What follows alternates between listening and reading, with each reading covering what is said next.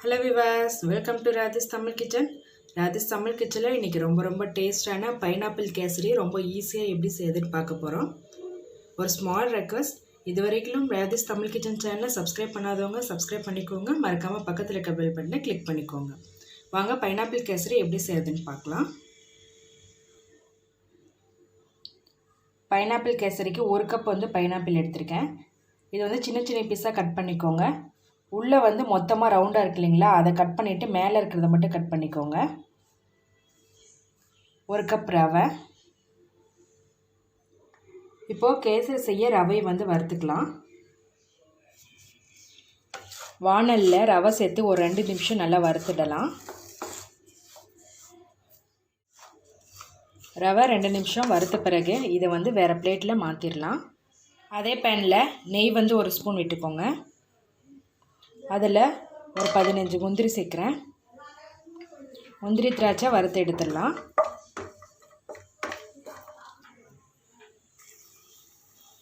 முந்திரி colour change ஆன பிறகு திராட்சை ஆட் பண்ணிக்கலாம். முந்திரி திராட்சை வறுபட்டுருச்சு. இப்போ இதையும் வேறு பிளேட்டில் மாற்றிடலாம். அடுத்ததாக அதே நெய்யில் கட் பண்ணி வச்சுருக்க அன்னாச்சி பழத்தையும் சேர்த்து வறுத்துடலாம்.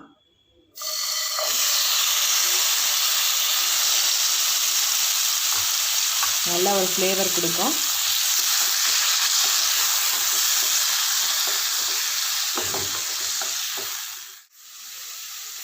பைனாப்பிள் நெய்யில் வந்து ஒரு 2 நிமிஷம் நல்லா வதக்கிட்டேன். நல்லா வாசம் வருது பாருங்கள், கலரும் சேஞ்ச் ஆகிடுச்சு. இப்போ இதையும் வந்து வேறு பிளேட்டில் மாற்றிடலாம். அடுத்ததாக தண்ணி சேர்த்துக்கோங்க. 1 கப் ரவைக்கு 3 கப் தண்ணி சேர்த்துக்கோங்க. நான் இன்றைக்கி வந்து 1 கப் ரவை எடுத்திருக்கேன், அதனால் 3 கப் தண்ணி சேர்த்துருக்கேன். இப்போ தண்ணி நல்லா கொதி வரட்டும். தண்ணி கொதிச்சிருச்சு. இப்போ இதில் 3 ஏலக்காய் தட்டி வச்சுருக்கேன், அதை சேர்க்குறேன். ஏலக்காய் தூள் கூட ஆட் பண்ணிக்கோங்க. அடுத்ததாக கொஞ்சமாக குங்குமப்பூ வந்து சுடுதண்ணியில் போட்டு வச்சுருக்கேன், அதை சேர்க்குறேன். இது வந்து நல்ல ஃப்ளேவர் கொடுக்கும். அதே போல் கலர் பார்த்திங்கன்னா எல்லோ ஷேடில் வரும். அடுத்ததாக வறுத்து வச்சுருக்க ரவையை சேர்த்துக்கலாம். ரவை சேர்த்து கட்டி இல்லாமல் மிக்ஸ் பண்ணி விடுங்க. ரவை சேர்த்துனோடனே தண்ணியெல்லாம் வந்து கெட்டி ஆகிடும். இருந்தாலும் நல்லா கிளறி விடுங்க. கட்டி எதுவும் இல்லாமல் நல்லா ரவை வேகணும்.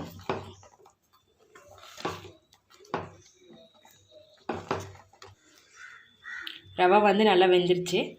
ரவை வெந்த பிறகு தான் சர்க்கரை ஆட் பண்ணணும். ரவை வேகாமல் சர்க்கரை ஆட் பண்ணால் திரும்ப ரவை வந்து வேகாது.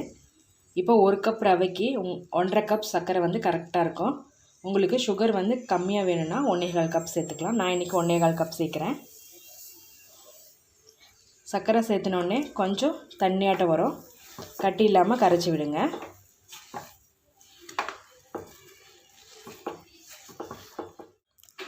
சர்க்கரை சேர்த்த உடனே கொஞ்சம் கட்டி பிடிக்கும். நல்லா கட்டி இல்லாமல் இந்த மாதிரி மிக்ஸ் பண்ணி விடுங்க. கட்டியெல்லாம் கரைஞ்சிரும்.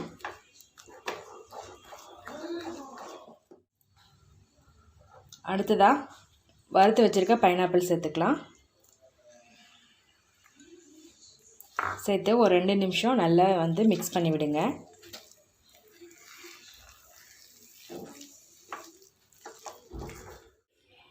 பைனாப்பிள் சேர்த்துனோடனே நல்லா வாசம் அடிக்குது.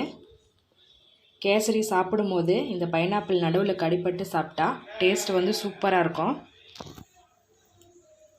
அடுத்ததாக வறுத்து வச்சுருக்க முந்திரி திராட்சை ஆட் பண்ணிக்கலாம்.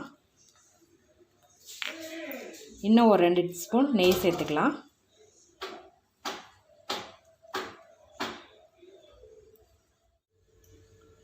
டேஸ்டான பைனாப்பிள் கேசரி ரெடி ஆகிடுச்சு.